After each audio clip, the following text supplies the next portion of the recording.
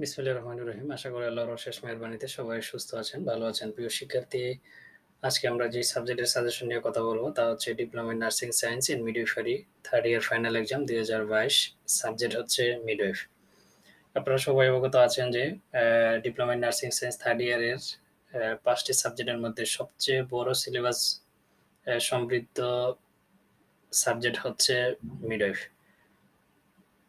সুতরাং যেহেতু subject pattern অনেক বড়, সেই অনুসারে আপনাদেরকে অবশ্যই মোটামুটি সবকটি প্রশ্নের সম্পর্কে বা গুরুত্বপূর্ণ প্রশ্ন সম্পর্কে অবশ্যই ধারণা নিয়ে অ্যা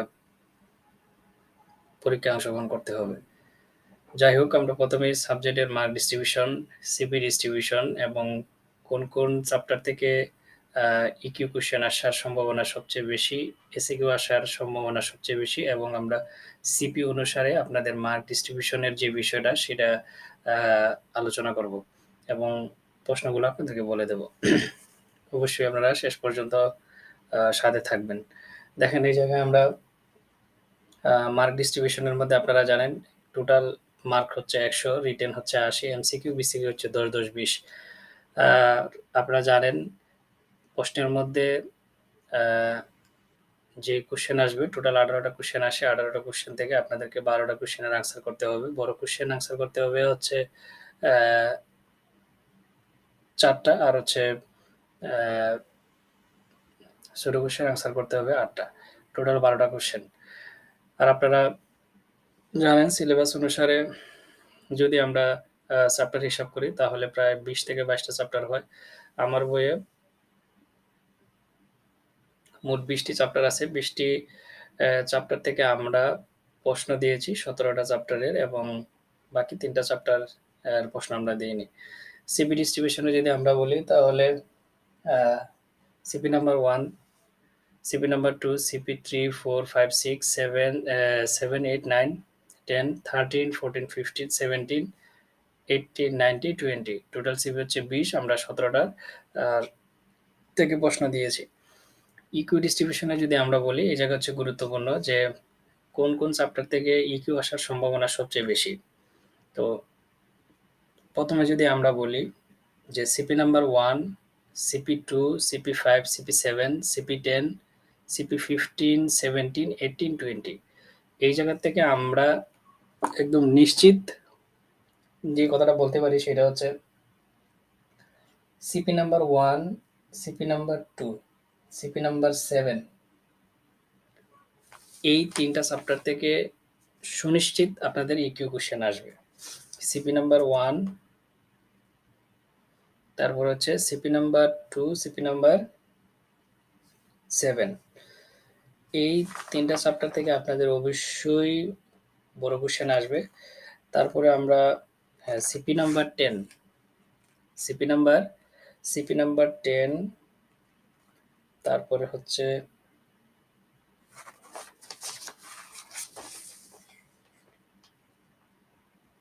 সিপি নাম্বার 10 এর পরে হচ্ছে আপনাদের CP number 15, CP number 17, CP number 18, CP number 20 তারপরে আমরা যে কথা বলব অবশ্যই CP number 1, CP number 2, CP number 7, CP number 10, CP number আ 15, সিপি নাম্বার 17, সিপি নাম্বার 18 এই ৩ টা সিপি নাম্বার 20 এই ৩ টা চ্যাপ্টার থেকে ইকিউ আসার সম্ভাবনা অনেক। তবে আমরা যদি নিশ্চিত বলি তাহলে সেটা ১, ২ তারপরে হচ্ছে ৭, ১০ এই ৪ টা চ্যাপ্টার থেকে আপনারা অবশ্যই ইকিউ কোয়েশ্চেন পাবেন। সুতরাং এই ৪ টা চ্যাপ্টার অবশ্যই ভালো করে পড়তে হবে। এসিকিউ এর ক্ষেত্রে আমরা যদি বলি তাহলে ইম্পোর্টেন্ট চ্যাপ্টার হচ্ছে ১, ২, ৩, ৪, ৬, ৭, ৮, ৯, ১০, ১৩, ১৪, ১৭, ১৮, ১৯, ২০ এখন দেখা গেছে যে এই আপনাদের এই বইয়ের মধ্যে সবচেয়ে আ প্রশ্নবহুল অধ্যায় হচ্ছে সিপি নাম্বার 7 তো সিপি নাম্বার 7 এ আমরা এটা বলব যে সিপি নাম্বার 7 থেকে আপনি সর্বনিম্ন ৩০ মার্কের মতো পেয়ে যাবেন। সর্বনিম্ন ৩০ আপনি শুধু সিপি আ ৭ এর মধ্যেই পেয়ে যাবেন। তারপরে আমরা আরেকটা বিষয় বলতে চাই সেটা হচ্ছে দেখেন আমরা সিপি মার্ক ডিস্ট্রিবিউশনের কথা বলে দিছি যে সিপি নাম্বার 1 থেকে আপনি সর্বনিম্ন 15 পাবেন, সিপি নাম্বার 2 থেকে আপনি 15, CP number 3 5, CP number 5 10, CP number 6 5, CP number 7 20 অথবা 30 মার্ক পাবেন, সিপি নাম্বার 8 5, সিপি নাম্বার 9 এ একই মার্ক, সিপি নাম্বার 10 এ হচ্ছে 10 অথবা 15, সিপি নাম্বার 13 এ 5, তারপরে 5, তারপরে হচ্ছে 15 তে 5 বা 10 মার্ক আপনি অবশ্যই পাবেন। 17 তে হচ্ছে 10/15, 18 তে হচ্ছে 10/15। এই জায়গা থেকে যেগুলা 10/15 আছে সেগুলোর থেকে আপনারা অবশ্যই এটা মার্কিং করে রাখেন যে এইসব চ্যাপ্টার থেকে আপনি ইকিউ কোয়েশ্চেন পাবেন, সাথে এসিকিউ কোয়েশ্চেনও পাবেন। তারপরে হচ্ছে CP number 19 5 mark, CP number 20 হচ্ছে 5 অথবা 10। এই জায়গা থেকে একটা ছোট কোয়েশ্চেন অথবা বড় কোয়েশ্চেন আসার সম্ভাবনাই বেশি, যেকোনো একটা আসতে পারে। যাই হোক, এখন আমরা আপনারা এই বড় একটা সাবজেক্ট থেকে কি কোয়েশ্চেন পড়বেন সেগুলো আমরা বলে দিচ্ছি। এই বইয়ের চ্যাপ্টারের যে সাজানোর ধারাবাহিকতা সেটা হচ্ছে আমার বই ধারাবাহিকতায় সাজানো। তো আপনারা, আমি সিপিগুলো বলে দিচ্ছি, আপনারা সেই অনুসারে নিজেরা প্রশ্ন অনুসারে নিজেরা সাজিয়ে পড়ে নেবেন। CP number 1 introduction of midwifery nursing. CP number 1 introduction of midwifery nursing. এই চ্যাপ্টার থেকে আমরা 3টা কোয়েশ্চেন দিয়েছি। এই 3টা কোয়েশ্চেনের মধ্যে আপনারা নিশ্চিত 2টা কোয়েশ্চেন পাবেন। এই জায়গা থেকে একটা বড় কোয়েশ্চেন পাবেন, একটা ছোট কোয়েশ্চেন অবশ্যই পাবেন। Question number 1, define midwifery and midwifery nursing, qualities of a good nurse. Question number 1, define midwifery and midwifery nursing, qualities of a good midwife. Question number 2, explain rule and responsibility of a midwife. এই প্রশ্নটা অথবা question number 3, explain the rule and responsibility of a nurse during childbirth. এই 2টা কোশ্চেনের মধ্যে আপনারা অবশ্যই একটা কোশ্চেন সুনিশ্চিত ইকিউএ পাবেন। তাহলে আমরা এই জায়গা থেকে সুনিশ্চিত 15 নাম্বার পাবো। যারা দুর্বল স্টুডেন্ট তারা এই কথাগুলোর উপর ভিত্তি করে নিজেরাই একটা সাজেশন তৈরি করবেন, করে আপনারা আপনাদের মতো প্রিপারেশন নেবেন। CP number 2, reproductive system. এই রিপ্রোডাক্টিভ সিস্টেম থেকে আপনি একটা বড় কোয়েশ্চেন, একটা ছোট কোয়েশ্চেন পাবেন একদম নিশ্চিত। রিপ্রোডাক্টিভ সিস্টেমের মধ্যে আপনারা জানেন কিছু অ্যানাটমির সমন্বয় আছে, সেই জায়গা থেকে একটা কোয়েশ্চেন আসতে পারে। তাহলে question number 1, draw and label female reproductive system, uterus, ovary, pelvic and placenta. Draw and label female reproductive organ oblique system, uterus, ovary, pelvic and placenta, এগুলো ড্র অ্যান্ড লেবেল করতে হবে এবং শর্ট নোট জেনে নিতে হবে। Question number 2, what is menstruation? Mention the phases of menstrual cycle with duration. Question number 3, define fertilization, stage of fertilization. Question number 4, define infertility, causes of infertility. Question number 5, define embryo and fetus. Describe the fetal growth and movement. এটা EQ এর জন্য একটা first চয়েসেবল question. আপনারা অবশ্যই এই কোশ্চেনটা আশাবাদী আপনারা পেয়ে যাবেন, যেহেতু আগে পরে বোর্ড ফাইনাল এরকম করে অনুষ্ঠিত হয় নাই, সুতরাং এটা হচ্ছে একটা ফার্স্ট চয়েস কোশ্চেন। আপনারা 80-90% ধরে রাখতে পারেন যে কোশ্চেনটা আসবে। CP number 3, change during pregnancy. Change during pregnancy এই চ্যাপ্টার থেকে আমরা সচরাচর ইকিউ এর কথা বলি না, আপনারা এই জায়গা থেকে একটা এসিকিউ পেয়ে যাবেন। Write down the physiological and psychological change during pregnancy. Write down the physiological and psychological change during pregnancy. CP number 5, self-care during pregnancy. Self-care during pregnancy. আমরা আশাবাদী যে আপনারা এই জায়গা থেকে একটা বড় কোশ্চেন পাওয়ার সম্ভাবনা কম, তবে আপনারা সুনিশ্চিত একটা এসিকিউ কোশ্চেন পাবেন। Question number 1, define childbirth preparation. Write down the goal of childbirth preparation. Question number 2, what is breastfeeding? Objectives, advantage and disadvantage of breastfeeding. এই প্রশ্নটা যদি অ্যাডভান্টেজ ডিসঅ্যাডভান্টেজ সহ আসে তাহলে আপনাদের ইকিউ কোশ্চেনের মধ্যে আসবে, আর যদি শুধু অ্যাডভান্টেজ অথবা অবজেক্টিভ অথবা ডেফিনেশন এরকম আকারে আসে তাহলে আপনারা একটা এসিকিউ কোশ্চেন পাবেন। Short note on exclusive breast feeding আর হচ্ছে ক্লোজ টার্ম।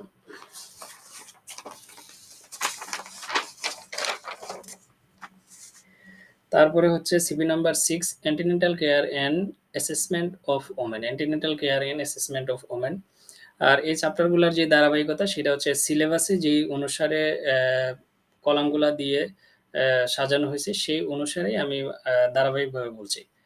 তো আপনারা এটা যেকোনো বইয়ে এই বিষয়গুলো অবশ্যই থাকবে। Antenatal care and assessment of women এই জায়গা থেকে আপনারা একটা এসিকিউ কোয়েশ্চেন পাবেন ৫। একদম সুনিশ্চিত থাকেন যে এই জায়গা থেকে আপনারা ৫ পাবেন। Question number 1 define antenatal care objectives and who WHO recommended schedule of ANC antenatal care. এই কোয়েশ্চেনটার যেকোনো একটা অংশ আপনারা অবশ্যই পরীক্ষায় পাবেন। CB number 7 introduction of abnormal obstetrics. আপনারা জানেন যে এই চ্যাপ্টারটাই হচ্ছে সবচেয়ে বড় চ্যাপ্টার এবং আমরা এই চ্যাপ্টারের কথাই বলছি যে এটার থেকে আপনারা সর্বনিম্ন ২০ অথবা ৩০ মার্ক পাবেন একটা চ্যাপ্টার থেকেই। আমরা এই চ্যাপ্টার থেকে মোট ১০ থেকে ১২টা কোয়েশ্চেন আপনাদের সাজেশনে দিয়েছি। অবশ্যই কোনো প্রশ্নকে ছেড়ে বা কোনো প্রশ্নকে রেখে প্রিপারেশন নিলে আসলে প্রিপারেশনের একটু রিস্ক অথবা অসম্পূর্ণতা থেকে যাবে। তাহলে question number 1 write down the common abnormal obstetrics condition. Write down the common abnormal obstetrics condition. Define high risk pregnancy, danger sign of high risk pregnancy. এই কোয়েশ্চেনটা হচ্ছে সবসময় আমরা যেটা বলি এটা হচ্ছে এসিকিউ স্বনির্ভরশীল একটা কোয়েশ্চেন এবং আসার সম্ভাবনা 80%, 90% define high risk pregnancy, danger sign of high risk pregnancy. Question number 3, what is multiple pregnancy? Write down the causes of multiple pregnancy. 60-70% এর মতো কমন একটা question. Question number 4, define polyhydramnios and oligohydramnios, etiology, clinical feature, complication of management. Oligohydramnios এবং polyhydramnios ও oligohydramnios এই দুইটা question থেকে আপনারা একটা question অবশ্যই পাবেন এবং যদি অলিগোহাইড্রোমিনাস আসে তাহলে পলিহাইড্রোমিনাস আসবে না অথবা কম্বিনেশন আসতে পারে যেটা হয়তো অলিগোহাইড্রোমিনাসের ডেফিনেশন আর পলিহাইড্রোমিনাসের কজ বা কমপ্লিকেশন এর জন্য আমরা এই টপিক অর্থাৎ অলিগোহাইড্রোমিনাস এবং পলিহাইড্রোমিনাস অবশ্যই ভালো করে আয়ত্ত করে নেব। এই জায়গা থেকে এসিকিউ কোশ্চেন অথবা ইকিউ কোশ্চেনও আসতে পারে। Question number 5, define hyperemesis gravidarum, causes, risk factor, management and complication of it. Question number 6, define preeclampsia and eclampsia, causes, risk factor, management and complication of it. এই জায়গা থেকে একটা বড় কোশ্চেন অথবা ছোট কোশ্চেন আসতে পারে। আমি আগেই বলছি যে আসলে এই টপিকগুলাকে রেখে আপনি যদি প্রিপারেশন নেন তাহলে আসলে প্রিপারেশনের অসম্পূর্ণতা থেকে যাবে আর আপনি একটা দ্বিধাদ্বন্দ্বের মধ্যে থাকবেন। আর এইসব ক্ষেত্রে একটু কনফিউশন আছে যেমন অলিগোহাইড্রোমিনাস, পলিহাইড্রোমিনাস, এক্লাম্পসিয়া, প্রি-এক্লাম্পসিয়া এগুলো হচ্ছে মানে একটু ডিফারেন্স। সুতরাং আ লিখতে গিয়ে দেখবেন যে পলিহাইড্রোমিনাসের জায়গায় অলিগোহাইড্রোমিনাস এমন চলে আসে। সুতরাং মনোযোগ আ ধরে রেখে বা মনোযোগ সম্পূর্ণ স্বনির্ভরশীলতার উপর ভিত্তি করে বা প্রয়োগ করে আপনাকে এইসব জায়গায় প্রিপারেশন নিতে হবে যাতে অ্যা লিখতে গিয়ে একটু এদিক-সেদিক হলেই পুরো অর্থটা চেঞ্জ হয়ে যাবে। তারপরে হচ্ছে define abortion, types, causes and complication of abortion. এটা যদি পুরোটাই আসে তাহলে একটা ইকিউ কোয়েশ্চেনে আসতে পারে। আর যদি ভেঙে আসে তাহলে এসিকিউ কোয়েশ্চেনের মধ্যে আসবে। Write down the management of incomplete, complete, septic abortion. এই ৩ টা অ্যাবরশন থেকে আপনারা একটা অ্যাবরশনের কোয়েশ্চেন অবশ্যই পাবেন। সেটা হচ্ছে ইকিউ কোয়েশ্চেন প্যাটার্নে। এসিকিউ কোয়েশ্চেন প্যাটার্নে আসবে না। ইকিউ এর মধ্যে অবশ্যই পাবেন।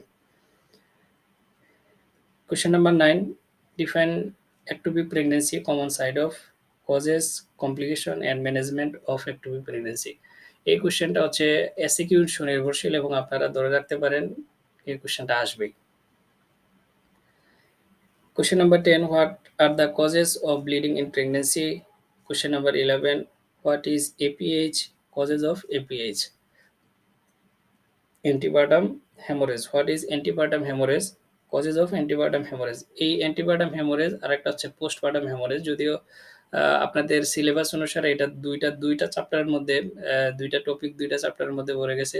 যদিও এটা হেমোরেজিক কন্ডিশনের question.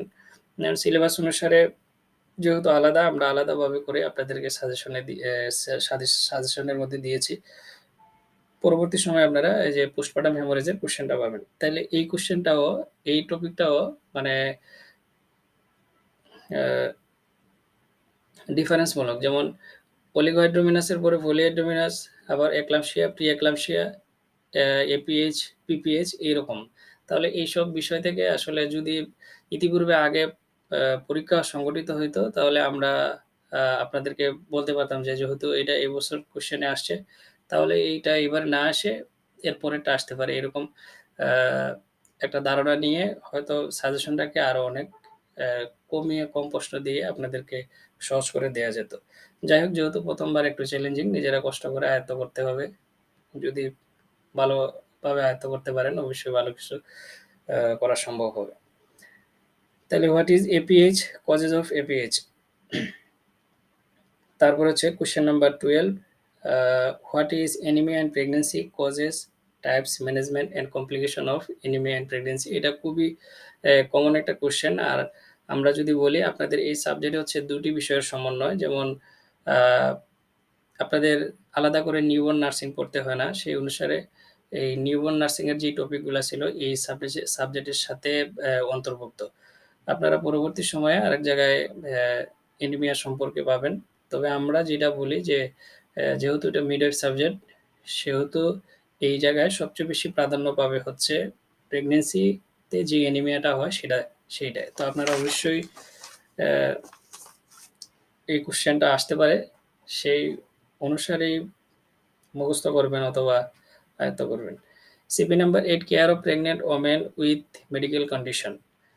Question number 1, what is GDM? Gestational diabetes mellitus, complication and management of it. এটার একটা কোয়েশ্চেন বিভিন্ন প্যাটার্নে আসে। যেমন ৩৭ সপ্তাহ হলে আমরা জানি যে ২০ সপ্তাহের পরে জেস্টেশনাল ডায়াবেটিস মানে সংজ্ঞা অনুসারে ২০ সপ্তাহের পরে যদি ব্লাড সুগার লেভেলটা বেড়ে যায়, তাহলে সেটা হচ্ছে জেস্টেশনাল ডায়াবেটিস মেলাইটাস। তো ৩৭ সপ্তাহে দিয়ে এরকম একটা কোয়েশ্চেন আসে, আপনারা সেটা দেখে নেবেন। তারপরে what is UTI? Predisposing factor of for UTI, management of UTI complication. What is AIDS, AIDS, prevention of it. এই ৩টা কোয়েশ্চেন, ৩টা কোয়েশ্চেনই হচ্ছে এসিকিউ স্বনির্ভরশীল। যদি ৩৭ সপ্তাহর ওই জেস্টেশনাল ডায়াবেটিস মেলাইটাস এর একটা কোয়েশ্চেন সেটা যদি আসে, তাহলে ইকিউ স্বনির্ভরশীল হবে। যদিও আপনাদের আসার সম্ভাবনা কম, এই জায়গা থেকে একটা এসিকিউ কোয়েশ্চেন আপনারা অবশ্যই পাবেন। CP number 9, emergency obstetric care. এই জায়গা থেকে একটাই কোয়েশ্চেন, আর এই একটা কোয়েশ্চেনে আসার সম্ভাবনা 90%। What is EOC? Emergency obstetric care, component of EOC. CP number 10, labour. আমরা এটা আগে বলে আসছি, এই জায়গা থেকে আপনারা অবশ্যই একটা বড় কোয়েশ্চেন পাবেন।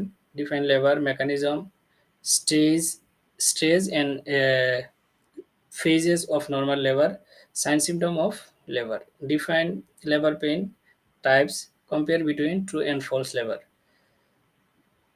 Question number 10, write down the management of first stage and third stage of labor. আসলে এই ফার্স্ট স্টেজ এবং থার্ড স্টেজ, ২ স্টেজ থেকে যেকোনো একটা কোয়েশ্চেন আপনাদের আসতে পারে, অথবা define labour, mechanism, stage, phase, এই একটা কোয়েশ্চেন থেকে ২টা কোয়েশ্চেন থেকে যেকোনো একটা কোয়েশ্চেন আপনাদের জন্য অবশ্যই গুরুত্বপূর্ণ। তারপর হচ্ছে question number 4, what is obstructive labour, complication of it. Question number 5, what is পার্টোগ্রাফ, objective of পার্টোগ্রাফ। এই কোয়েশ্চেনটা আপনাদের নিশ্চিত আসবে এসিকিউ এর মধ্যে। সিপি নাম্বার 11 থেকে আমরা কোনো কোয়েশ্চেন দেই নাই। CP number 13, induction of labour. What is induction of labour, indication of it, short note on episiotomy আর হচ্ছে সিজারিয়ান সেকশন। আর আরেকটা হচ্ছে ইন্সট্রুমেন্টাল ডেলিভারি। এই ৩টা সম্পর্কে আপনাদেরকে একটু পড়াশোনা করতে হবে। এপিসিওটমি আর হচ্ছে caesarean section, instrumental delivery. CP number 14, nursing care of postpartum haemorrhage. Nursing care of postpartum haemorrhage আমরা আগে বলে আসছিলাম এপিএইচ এর কথা। তাহলে এই জায়গা থেকে আমরা এই এপিএইচ অথবা পিপিএইচ এই ২ টা কোয়েশ্চেনের যেকোনো একটা কোয়েশ্চেন আপনাদের আসতে পারে। What is PPH? Causes, prevention and complication of it. Video আসলে অনেক বড় হয়ে যেতেছে সেই জায়গায় আমার কিছু করার নেই। যাই হোক আসেন সিপি নাম্বার 14 আমরা আগে বলে আসছি যে এটা ২ টা সাবজেক্টের সমন্বয়। এই জায়গায় আমরা আ নিউবর্ন নার্সিং অথবা নিওনেটাল নার্সিং এর যেই সাবজেক্ট রিলেটেড টপিকগুলা সেগুলা থেকে আপনাদেরকে কোয়েশ্চেন আসবে। ১ নম্বর সিপি নাম্বার হচ্ছে 14 maternal and neonatal mortality and morbidity. Question number 1 define mortality and morbidity causes of neonatal and maternal mortality. EQ কোয়েশ্চেনও আসতে পারে, এসিকিউ কোয়েশ্চেনও আসতে পারে। তবে এই সাবজেক্টের ধারাবাহিকতায় আমরা আশাবাদী যে এই জায়গা থেকে একটা এসিকিউ কোয়েশ্চেন আসবে। CP number 15 health assessment of newborn. Question number 1 what is Apgar score?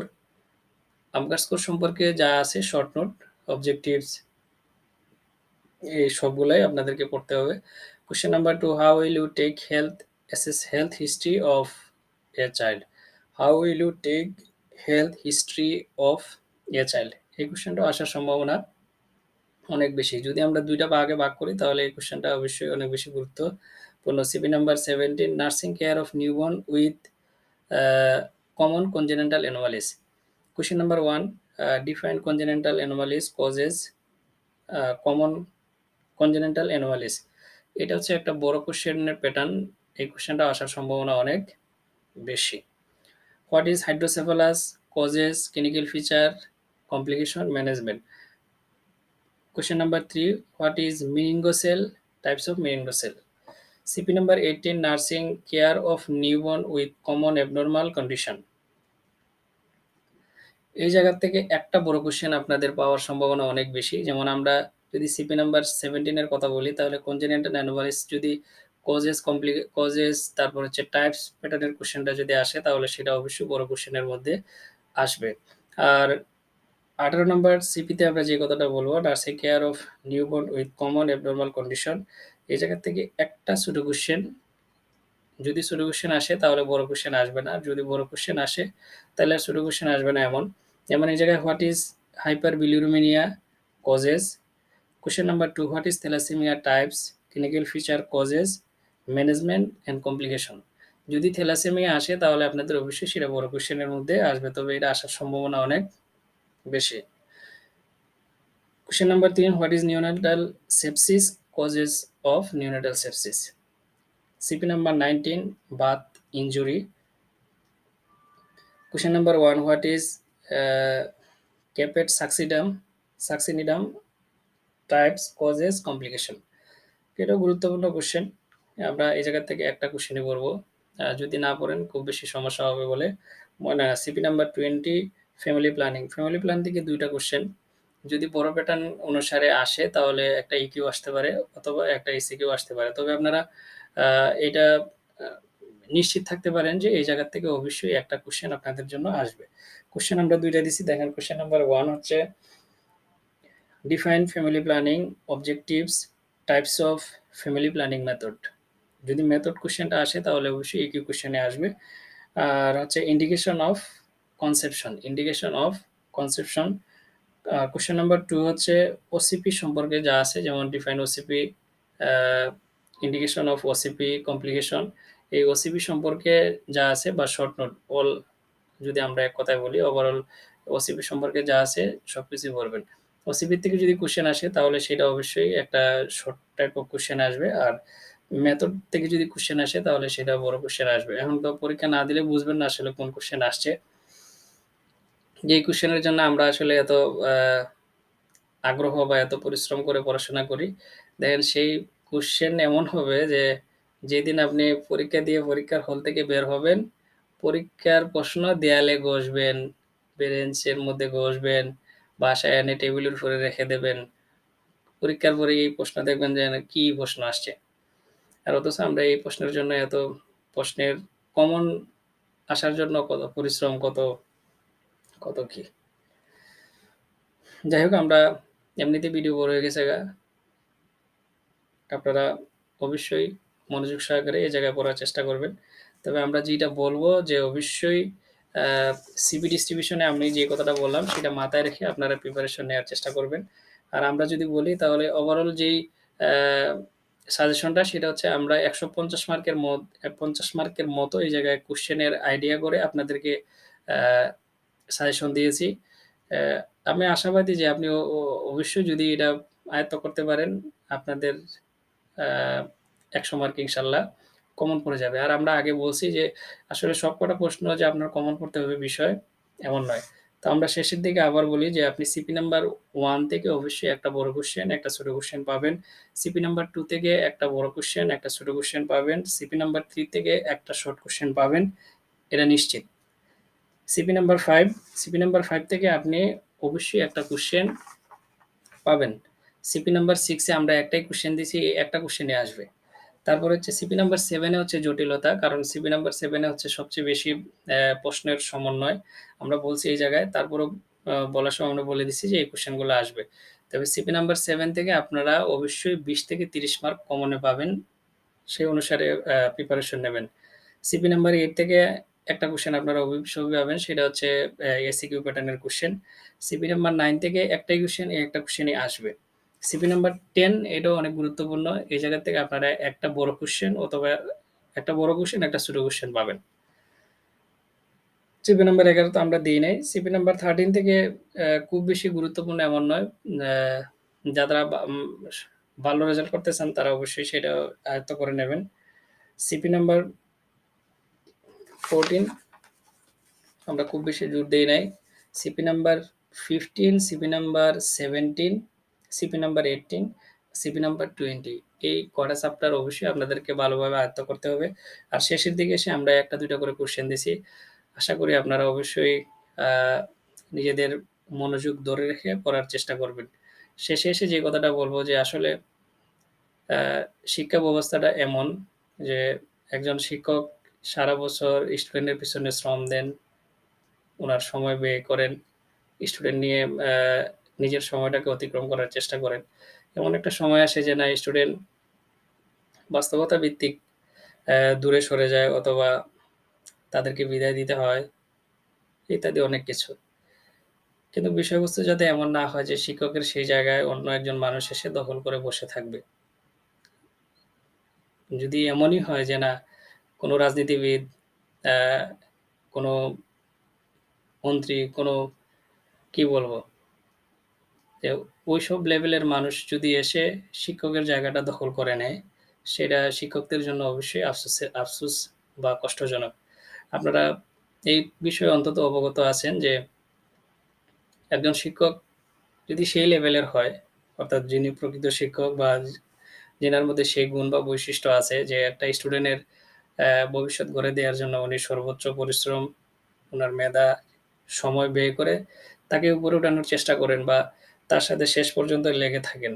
যদি এমন শিক্ষক হয়, তাহলে সেই শিক্ষকের জায়গায় আসলে অন্য মানুষের কে অ্যা কি বলবো? সেই জায়গায় অন্য মানুষকে এনে যদি তার জায়গাটাকে পূরণ করার চেষ্টা করা হয়, তাহলে অবশ্যই তার সেই জায়গা শুধু সেই জায়গা নয়, সেই শিক্ষকের যেই প্রকৃত শিক্ষকের যে মর্যাদা বা সম্মান, সেই জায়গায় ব্যাঘাত ঘটানো হয় অথবা আ অসম্মান করা হয়। আমরা ইতিপূর্বে দেখেছি যে আসলে যারা শিক্ষক, উনারা দর্শকের গ্যালারিতে, আর যারা শিক্ষক নন, যারা আপনাদের সমবয়সী, যারা আপনাদের আ বেসমেট বিভিন্ন আ সংগঠনের প্রধান ইত্যাদি, উনাদের দাওয়াত করা অসুবিধা নয়। কিন্তু যদি এমন হয় যে আসলে আপনি বুঝাইতে চাচ্ছেন যে সেই জায়গায়, শিক্ষকের জায়গায় অন্য একজন মানুষকে দিয়ে আমরা সেই কাজটা চালাচ্ছি। তো যার বিবেক আছে, যার সেই জিনিসটা ধারণ করার ক্ষমতা আছে, সে অবশ্যই সেইটাকে মন থেকে নিন্দা জানাবে অথবা প্রতিবাদ করার চেষ্টা করবে। তবে এমন যাতে না হয়, আমি আসলে জানি না বিষয়টা আসলে আপনাদেরকে কতটা বুঝাইতে পারলাম নাকি পারি নাই। তো আমাদের দেশে সেই শিক্ষকের অবশ্যই অনেক অভাব। যদি সেই অভাব যদি না থাকতো অথবা সেই অভাব যদি আসলে প্রকৃতপক্ষে বা বাস্তবে যদি উপলব্ধিযোগ্য না হতো, তাহলে আমাদের পরীক্ষার আগে এত মাথা ব্যথা, এত ডিপ্রেশন, এত আবেগ থাকতো না। সবসময় সারা বছরই প্রতিষ্ঠান আ স্টুডেন্ট মুখর থাকতো। ক্লাসরুম স্টুডেন্টে ভরপুর থাকতো। আমরা আসলে আমাদের সেই ব্যর্থতা অথবা আমাদের যে নিজেদের যে দুর্বলতা সেটাকে কখনো বিচার বিশ্লেষণ করি নাই যে আজকে আমি শিক্ষক হিসাবে শিক্ষকের জায়গায় একা দাঁড়িয়ে আছি। ৫০ জন ৬০ জন স্টুডেন্টের মধ্যে সেই জায়গায় ১০ জন ৭ জন স্টুডেন্টদেরকে ফোন দিয়ে নিয়ে আসতে হয়। তাহলে এগুলো আসলে আমাদের মূলত ব্যর্থতা। যাই হোক, আ আমার ব্যবহারে অবশ্যই কষ্ট নেবেন না। তবে আমি যে কথাটা বলব যে শিক্ষকের সেই জায়গায় হ্যাঁ, যদি প্রকৃত শিক্ষক হন, আদর্শবান শিক্ষক হন, তাহলে সেই জায়গায় অবশ্যই আ অন্যজনদেরকে বসিয়ে অর্থাৎ কোনো রাজনীতিবিদ বা কোনো সংগঠনের প্রধান যাই হোক না কেন, উনি উনার লেভেলের উনার জায়গায় উনাকে স্থান দেন। এটা সমস্যা না। কিন্তু শিক্ষকের জায়গায় যদি সেই জায়গাটাই যদি অন্যজনকে দিয়ে দখল করান অথবা বুঝাইতে চান আনুষ্ঠানিকভাবে যে না, সেই জায়গাটায় আসলে শিক্ষক বসার কথা ছিল, অন্যজন বসে আছে। এটা ক্ষণিক সময়ের জন্য হয়তো আপনার চোখে সেভাবে বাজবে না। কিন্তু এইভাবে একসময় এই জায়গাটা অন্যরা দখল করে নেবে। সুতরাং ম্যাচুরিটি নিয়ে অথবা বিবেক সম্পন্নতা নিয়ে সকলকে কাজ করার আহ্বান। সবাই ভালো থাকবেন, সুস্থ থাকবেন। আল্লাহ হাফেজ।